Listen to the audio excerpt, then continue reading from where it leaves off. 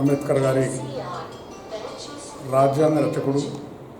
ఈ దేశం ఇలా ఈ విధంగా ఉన్నదంటే ఆయన రాజ్యాంగం ప్రకారం నడుస్తుంది కనుకనే రాజ్యాంగవేత్తగా ఎన్నో సవరణలు ఏర్పాటు చేసి కులాలు మతాలు అనేది ఉండద్దు అని చెప్పి అందరు కలిసి బ్రతకాలని చెప్పి ఒక మంచి ఆలోచనతో ఆయన వేసిన రాజ్యాంగం ఇప్పుడు నడుస్తున్నది. కొంతమంది రాజ్యాంగాన్ని ఉల్లంఘించే ప్రభుత్వాలు వచ్చిన కొద్ది ఏంటంటే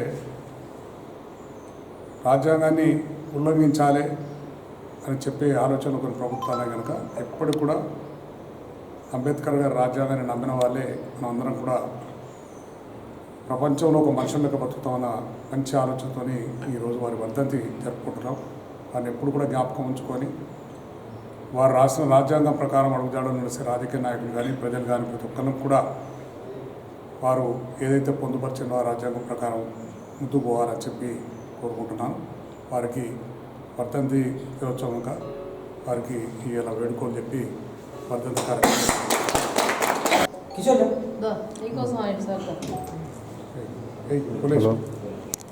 ఈరోజు అంబేద్కర్ గారి వర్ధంతిని పురస్కరించుకొని మా జిల్లా పార్టీ అధ్యక్షులు కల్వకుంట్ల విద్యాసాగరరావు గారి ఆధ్వర్యంలో జిల్లా పార్టీ కార్యాలయంలో మా బీఆర్ఎస్ పార్టీ కుటుంబ సభ్యులతో అందరితో కలిసి ఇవాళ అంబేద్కర్ గారికి ఘనంగా వినమ్రంగా నివాళులు అర్పించడం జరిగింది.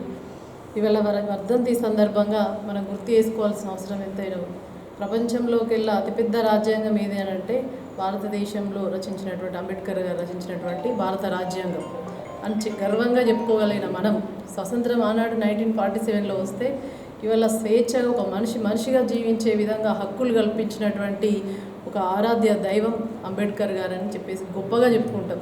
ఇవాళ అంబేద్కర్ గారు చూపినటువంటి మార్గంలో కేసీఆర్ గారు నడిచి ఆర్టికల్ 3 ప్రకారం ఇవాళ మనం తెలంగాణ రాష్ట్రాన్ని 29వ రాష్ట్రంగా ఏర్పరచుకోవడం జరిగింది.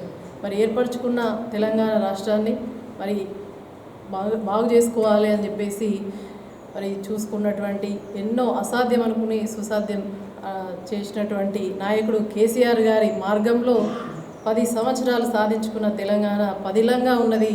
ఇవల్ల మరి పరుల పాలయ్యే విధంగా అక్రమాలు, అరాచకాలు, మర్డర్లు, మానభంగాలు, అక్రమ అరెస్టులు వల్ల మరి అంబేద్కర్ గారు రచించిన రాజ్యాంగానికి కూడా విలువ లేకుండా పాలిస్తున్నటువంటి ఈ కాంగ్రెస్ ప్రభుత్వం, ముఖ్యమంత్రి రేవంత్ రెడ్డి గారు ఇప్పటికైనా కూడా కనీసం రాజ్యాంగం చేతిలో పట్టుకొని మీ రాహుల్ గాంధీ గారు అన్నీ చెప్తూ ఉంటారు, కానీ మీరు ఒకసారి చదవండి రాజ్యాంగంలో ఏమున్నది, మరి ఈ ముఖ్యమంత్రి పదవి అంటే ఏంది, దీనికి ఏ విధంగా నేను ప్రజలకు సహాయపడగలుగుతానని చెప్పేసి మరి ఆనాడు బాబాసాహెబ్ అంబేద్కర్ గారు ఎంత గొప్పగా రచించారో అటువంటి విలువలను దిగజార్చే విధంగా రాజ్యాంగాన్ని ఉల్లంఘించి ఇవాళ పరిపాలన చేస్తుండడం చాలా దురదృష్టకరం.